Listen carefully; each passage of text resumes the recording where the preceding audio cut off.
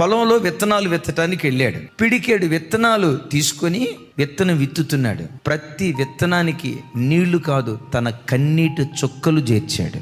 అందరూ విత్తనాలు వేసినప్పుడు నీళ్లు పోస్తారు, కానీ ఈ భక్తుడు ఏం పోసాడో తెలుసా? ఒక్కొక్క విత్తనానికి కన్నీటి చుక్క. అయ్యా, ఈ విత్తనం మొలకెత్తాలి, అయ్యా ఈ విత్తనం మొలకెత్తాలి. ఎక్కడెక్కడి నుంచో డబ్బులు తీసుకొచ్చి పొలంలో పెట్టుబడి పెట్టానయ్యా, నా విత్తనం కుళ్ళిపోకూడదయ్యా.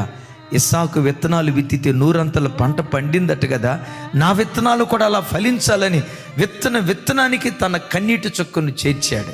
విత్తింది పిడికిడే, కానీ కోసేటప్పుడు పనళ్ళు మోసుకుంటూ వస్తున్నాడట. అరే, విత్తింది ఎంత? విత్తింది పిడికిడే, జస్ట్ పిడికిడే, కానీ మోసుకొని వచ్చేటప్పుడు మాత్రం పనలు మోసుకుంటూ వస్తూ ఉన్నాడు. ఎందుకు పనలు మోసుకుంటూ వచ్చాడో తెలుసా? ప్రార్థన ప్రయాసానికి మించిన ప్రతిఫలం నీకు అనుగ్రహిస్తుంది.